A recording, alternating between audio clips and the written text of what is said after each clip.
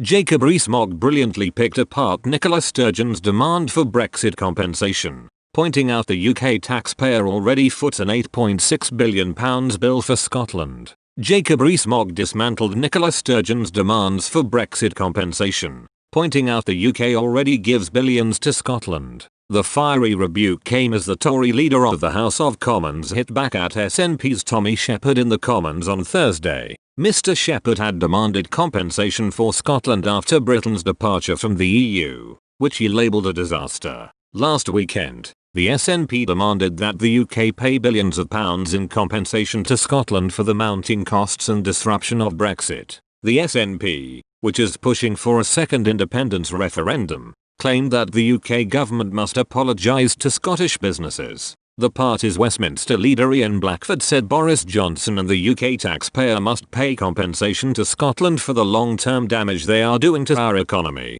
costing us billions in lost trade and growth. Mr. Rees-Mogg swiftly rebuked the demands. "We can see the benefits of the union," he added. "The figure I've previously given for the support from UK taxpayers for Scotland has gone up. It's now £8.6 billion.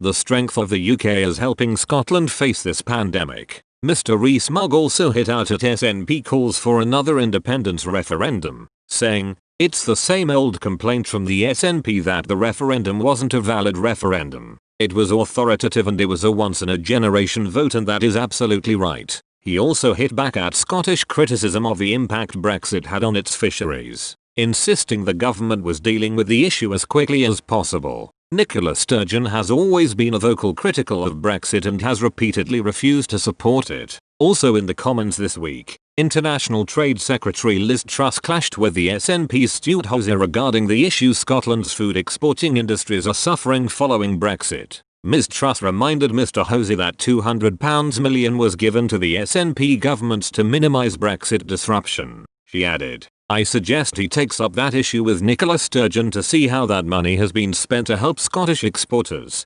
Earlier this month, a former UK ambassador to the EU outlined that the SNP's dream of an independent Scotland joining the European Union would take at least a decade to achieve. Sir Ivan Rogers warned Scotland will only be able to join the European Union after leaving the United Kingdom, and both processes would take several years.